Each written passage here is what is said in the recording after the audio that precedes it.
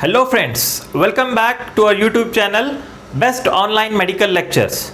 So in today's video we'll discuss the anatomy of the thyroid gland. So for this we have selected one competency from the subject anatomy from the first MBBS curriculum according to NMC latest guidelines. So the competency number AN 35.2 from the subject anatomy. Describe and demonstrate location, parts, borders, surfaces, relations and blood supply of the thyroid gland. To understand this competency, we will divide this broad competency into the following learning objectives. So basically, we will study this thyroid gland under the following headings like location and external features, its relations, blood supply and nerve supply, and histology. Okay, so we'll discuss these objectives one by one. First objective, the location and external features of the thyroid gland. So as most of you might be knowing, this thyroid gland is situated in the neck, right? Even a layman know that it's situated in a neck. So we'll discuss where exactly it is situated, its location in anatomical terms. So first, in the introduction part of its external features and location, I would like to tell that this thyroid gland got its name by the Greek word thyroides, which means shield like, that is it resembles like a shield. Okay, it resembles like a shield. So if you see a typical thyroid gland, what you are seeing in these pictures I am drawing here, so basically it consists of two lobes, right and left lobe, and they is connected by one part known as isthmus. Okay, so this is the original thyroid gland. Okay, so basically this thyroid gland, which is situated in the anterior part of the neck here, okay, above this trachea, we'll discuss where exactly, and it consists of two lobes, right lobe, left lobe, and this right and left lobe are connected by one structure known as isthmus. Okay, and location, so where exactly it is located, as you can see here, so this thyroid gland extends from C5 to T1 vertebra, that is at the level of the cervical vertebra number 5, that is C5, C6, C7, then T1. Okay, C5 to T1, or it correspond, that is lower border correspond to the 4th or 5th tracheal ring, and this isthmus, okay, that is the middle part, so it corresponds to this 2nd or 4th tracheal rings. Okay, so after knowing the location, let us discuss some details about the anatomy of the thyroid gland. So as I already said you, this thyroid gland consists of mainly two lobes. Okay, right lobe, left lobe, and both are connected by one structure. This structure it is known as isthmus. Okay, now sometimes there is one more lobe which is present and on the left side of the isthmus, more deviated on the left side. So this extra lobe, sometimes it may be noticed, this extra lobe it is known as pyramidal lobe. Okay, so this extra lobe sometimes it is seen pyramidal lobe, or else just thyroid gland will have right lobe, left lobe, and the connecting part, that is the isthmus. Then a fibromuscular band known as levator glandulae thyroidae may descend from the body of the hyoid bone to the isthmus or to the pyramidal lobe. Okay, so sometimes what happen, a fibromuscular band may be present that will connect the hyoid bone to the isthmus or hyoid bone to the pyramidal lobe. Okay, so this fibromuscular band, sometimes when it is present, it is known as levator glandulae thyroidae. Okay, then about the dimensions of the thyroid gland. So the thyroid gland is the largest endocrine gland, so it weighs around 25 grams. Okay, it weighs around 25 gram, and the length or the height of this thyroid one lobe will be approximately around 5 centimeter, and the width will be around 2 to 3 centimeter, and the thickness of the thyroid gland will be 2 centimeter. Okay, so these are the dimensions of the thyroid gland. So before going to the details about the thyroid gland anatomy further, I would like to also highlight that it is the largest endocrine gland. Thyroid gland is the largest endocrine gland, and it is the few speciality of the thyroid glands are, this thyroid gland is the only endocrine gland which is present superficially, that is it is easily accessible for physical examination. Like other endocrine gland like pituitary gland, islets of Langerhans, adrenal gland, they are not accessible to physical examination. Then one more speciality of the thyroid gland is this thyroid gland, it depends on the external raw material like iodine for its formation of hormones, thyroxine and all. We'll discuss about that in the next video of physiology of thyroid gland. In detail we'll discuss about that, how iodine is helpful and how thyroid hormones are formed in this thyroid gland. Okay, and also this thyroid gland is very much vascular, one of the endocrine gland which has a very rich blood supply. Okay, which has a very rich blood supply, and this thyroid gland stores the hormones in the follicles. Okay, unlike other endocrine glands, they will directly secrete, endocrine glands means ductless gland, they will directly secrete the secretions into the bloodstream, but this thyroid gland will not immediately, it will not secrete after the formation, it will be stored in the follicles. We'll discuss in the histology section. Okay, so after knowing the introduction of the thyroid glands, let's discuss some details about this thyroid gland anatomy. Okay, so we know the dimensions, weight of the thyroid gland. Now we'll discuss about the capsules of the thyroid gland, that is the surrounding capsule. Okay, so this thyroid gland is enclosed by two capsules. One is true capsule, another one is false capsule. Two capsules. Okay, true capsule and false capsule. Okay, so this true capsule is due to the peripheral condensation of the thyroid tissue itself. So this is formed, that is this green color what I have drawn just now. So this thyroid true capsule, it is formed due to the peripheral condensation of the thyroid tissue. Okay, so this, so inside this true capsule there will be venous plexus, that is blood vessels, venous plexus will be there, and this false capsules, okay, this false capsule is derived from the pretracheal fascia of the neck. Okay, it is derived from the pretracheal fascia of the neck. So this false capsule on the medial aspect, that is which is derived from the pretracheal fascia which encloses the thyroid gland, and true capsule is the peripheral condensation of this stroma of the thyroid tissue. Okay, so this false capsule on the medial aspect, it is thickened where it connects to the cricoid cartilage. So this is known as suspensory ligament of Berry. Suspensory ligament of Berry. That is, what is suspensory ligament of the Berry?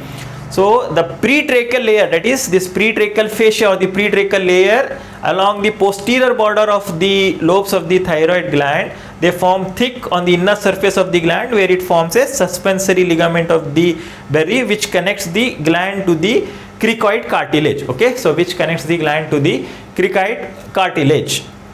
So one more speciality of this capsules is if we compare it with the prostate gland. So as I said that the thyroid gland capsule, that is the true capsule, so under this true capsules you can see there are venous plexus, okay, blood vessels.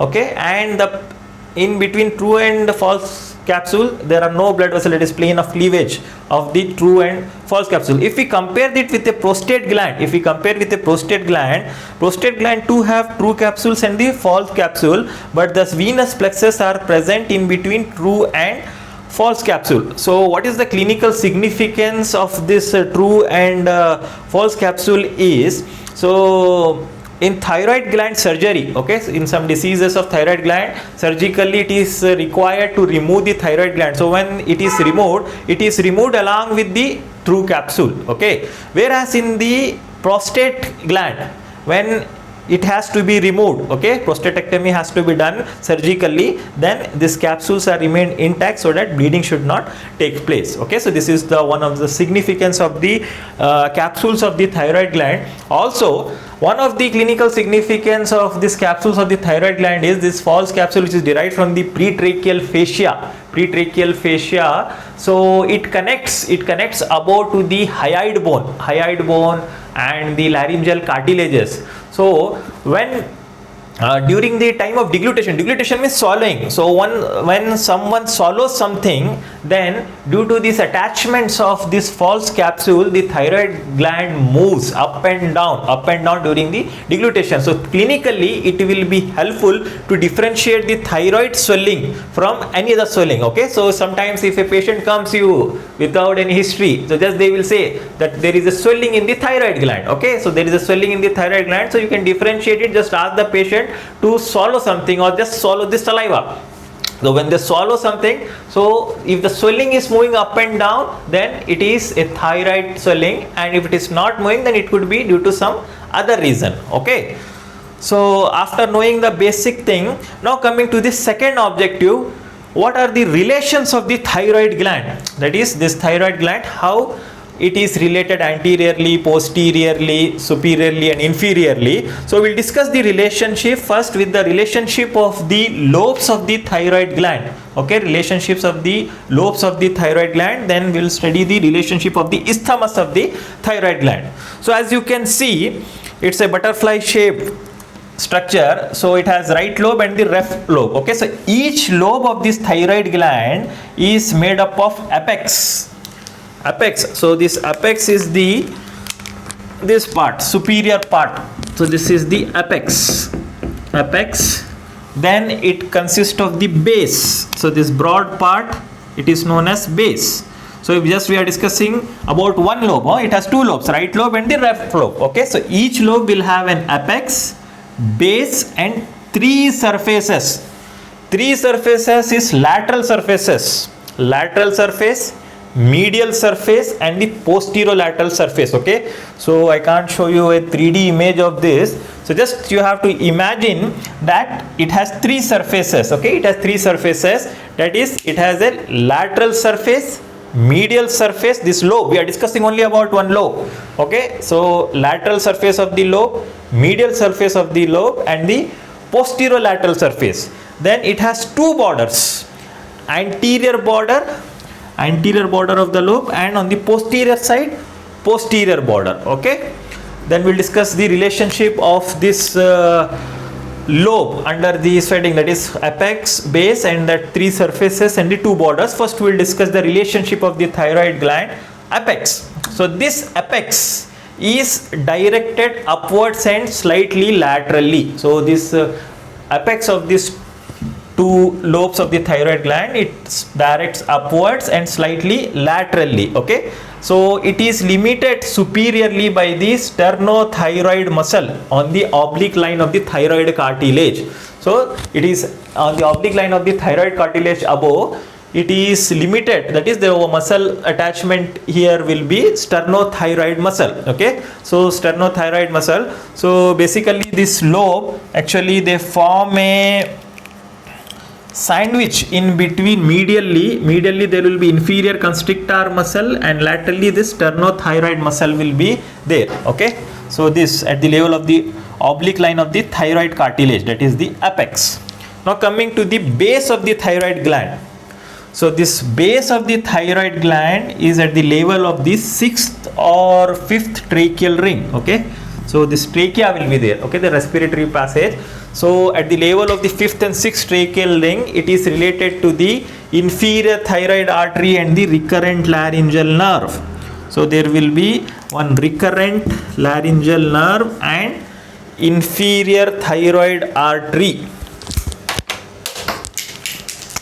Inferior thyroid artery at the base of the thyroid gland. Okay, so the relationship of the base of the thyroid gland, it is related to the inferior thyroid artery and the recurrent laryngeal nerve.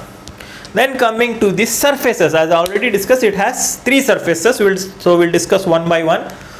So first the lateral surface. Okay, so the lateral part here, lateral surface. So it is convex. Lateral surface is convex and it is covered by the strap muscles, mainly sternohyoid, sternothyroid and superior belly of the omohyoid. Okay, so the sternohyoid muscle, sternothyroid muscle and superior belly of the omohyoid muscles, and over that there will be anterior border of the sternocleidomastoid muscle. So basically on this lateral surface, okay, lateral surface we can see its relations.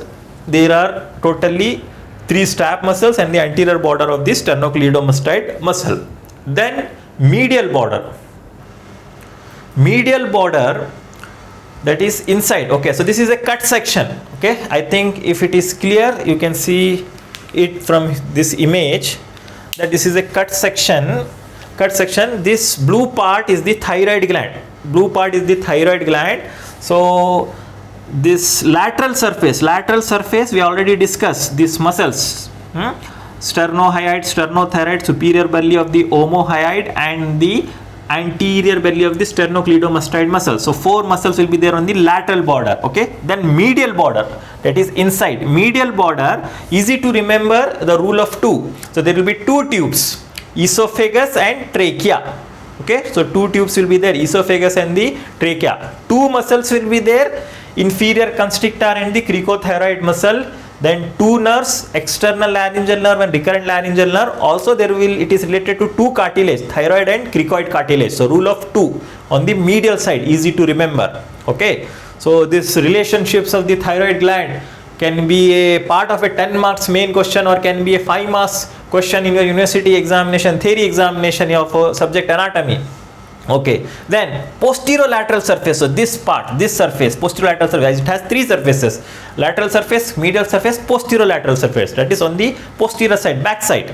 So this posterolateral surface, it is related to the carotid sheath and its content. So basically this carotid sheath consists of common carotid artery, internal jugular vein and the vagus nerve. So carotid sheath and its contents on the posterolateral surface. So these were the surfaces of the lobe of the thyroid gland. Then it has 2 borders, anterior border and posterior border.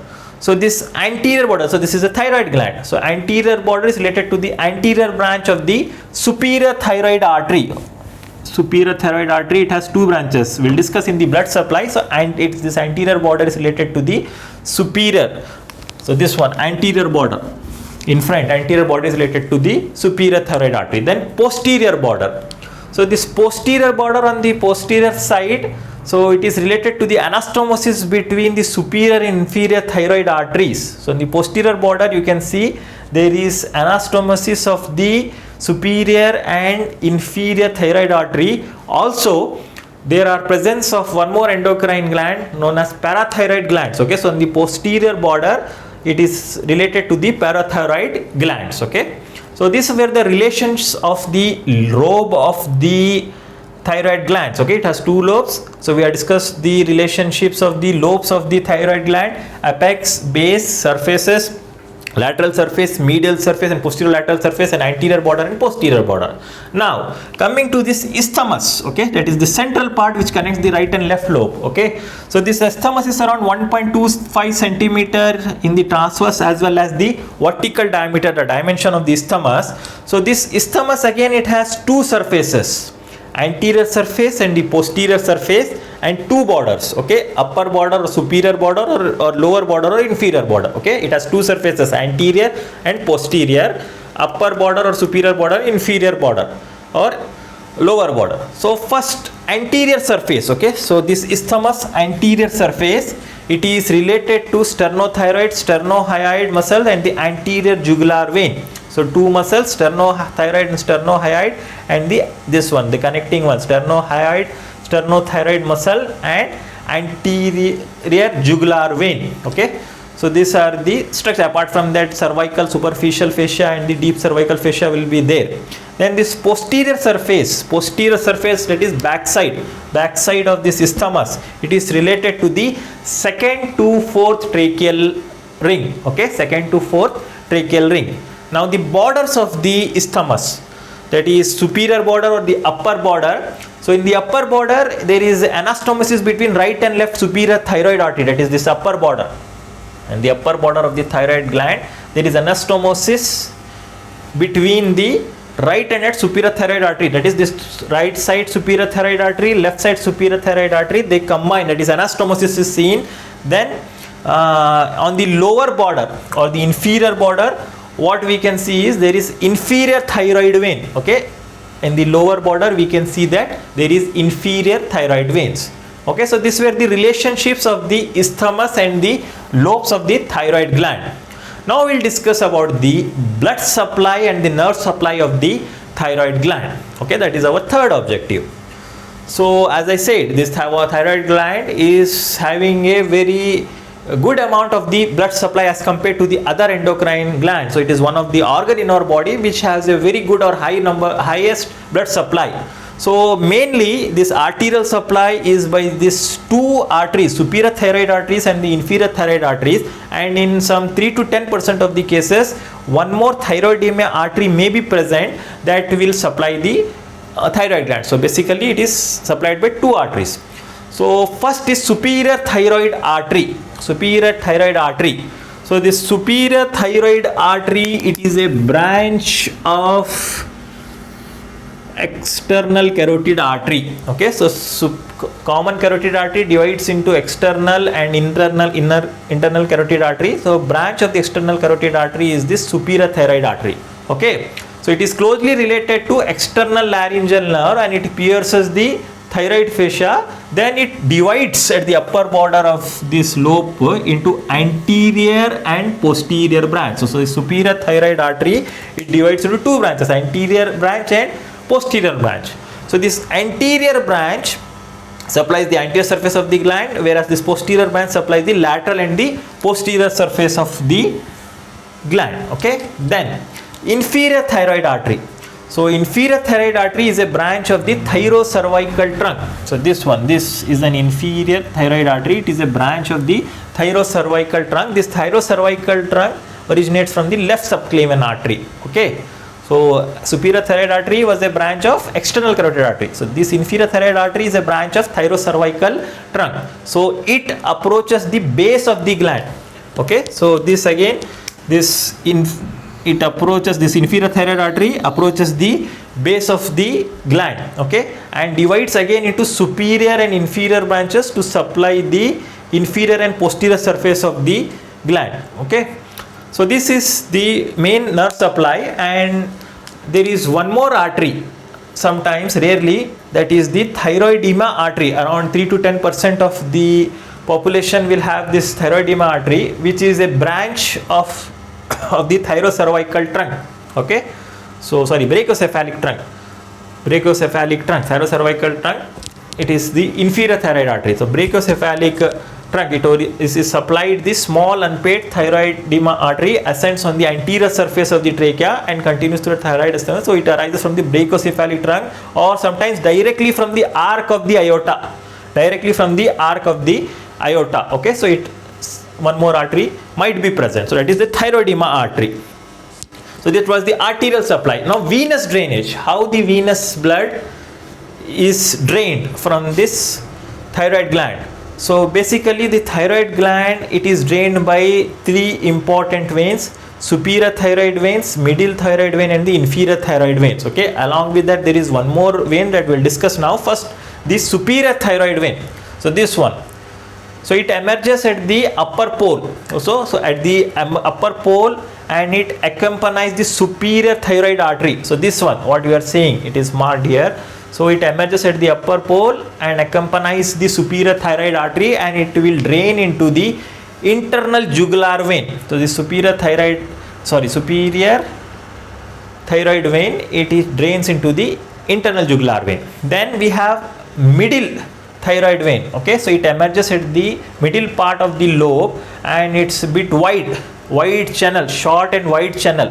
Okay, short and wide channel, again it will be draining at the internal jugular vein. Then we have the inferior thyroid vein. So this is the inferior thyroid vein. So it emerges at the lower border of the gland. You can see the superior at the upper pole, middle at the middle part, and this inferior thyroid vein emerges at the lower part of the thyroid gland. So it forms a plexus. You can see there is it forms a plexus in front of the trachea, and it will enter into the left brachiocephalic vein. Both they were draining into the internal jugular vein. This inferior thyroid vein drains into the brachiocephalic vein, that is the left brachiocephalic vein. Okay, so apart from this, sometimes there will be one more vein that is known as vein of Kocher, that is the fourth vein. It can be present. So it will emerges in between the middle and the inferior thyroid vein, in between the middle and inferior thyroid vein, and it will drain into the internal jugular vein. So you can see the superior thyroid vein, middle, and this vein of Kocher will drain into the internal jugular vein, whereas this inferior thyroid vein will drain into the left brachiocephalic vein. Okay. So after knowing the venous drainage of the thyroid gland, let's discuss briefly about the nerve supply. Okay, so basically it is supplied by the autonomic nervous system. So the parasympathetic fibers derived from the vagus nerve, and sympathetic fibers from the superior, middle, and inferior ganglia of the sympathetic trunk. Okay, so the next diagram, it is here, you can see the sympathetic trunk, superior cervical ganglion, middle cervical ganglion, and it will be the inferior cervical ganglion. Okay, so this is the nerve supply of the thyroid gland. Lastly, this one we'll discuss about the lymphatic drainage. Okay, lymphatic drainage of the thyroid gland. So this lymphatic channels are divided into the upper and lower group. So these upper group lymph nodes are upper deep cervical nodes and the prelaryngeal nodes. Okay, so this upper part, it is drained into the prelaryngeal nodes and the upper deep cervical lymph nodes, and this lower group consists of the pretracheal lymph nodes, paratracheal, and the lower deep cervical nodes. Okay, so this was about the blood supply, nerve supply, and the lymphatic drainage. Now we'll come to the last objective of the today's video, that is the histology or the microscopic structure of the thyroid gland. Okay, microscopic structure of the thyroid gland. So histology of the thyroid gland. So if we cut and see the thyroid gland under a microscope, how does it look? So this is the histological section of a thyroid gland. So this thyroid gland is, each lobe is divided into so many lobules by the fibrous septa, and when you see these lobules are made up of follicles. Okay, follicles. This type follicles, are numerous follicles will be present in each lobules, and each follicle, it is formed by this cuboidal cells. This is known as thyroid follicle. There will be many follicles. This is formed by the cuboidal epithelium, and inside that there will be one fluid known as colloid. Okay, so this follicular cells or the thyroid follicles, so these follicular cells will secrete the important thyroid hormones, that is T3 and T4, that is thyroxine or triiodothyronine or tetraiodothyronine. Okay, this follicular cells. Apart from this follicular cells or the follicles, in between the follicles there are one more cells, they are known as parafollicular cells. Parafollicular cell, that is in between these follicles. Okay, so this parafollicular cells will secrete an important hormone, calcitonin. So the main hormones of the thyroid gland are T3, that is triiodothyronine, T4 tetraiodothyronine, and calcitonin. Okay, apart from that there will be a reverse triiodothyronine, but the main will be these three hormones. So that calcitonin, it is secreted by this parafollicular cells, and the main hormones T3 and T4 by this follicular cells. Okay, so with this we will conclude the today's topic. In the next video we'll discuss about the physiology of the thyroid gland. Again we'll continue the series in the thyroid gland. This was the anatomy, then we will discuss about the physiology, then we'll discuss about the pathological aspect, then if possible we'll discuss about the pharmacology or the drugs used in the thyroid gland, then about the internal medicine, and if possible the surgical aspects of the thyroid gland. Okay, so please subscribe, like this video, and share it to your friends. Thank you.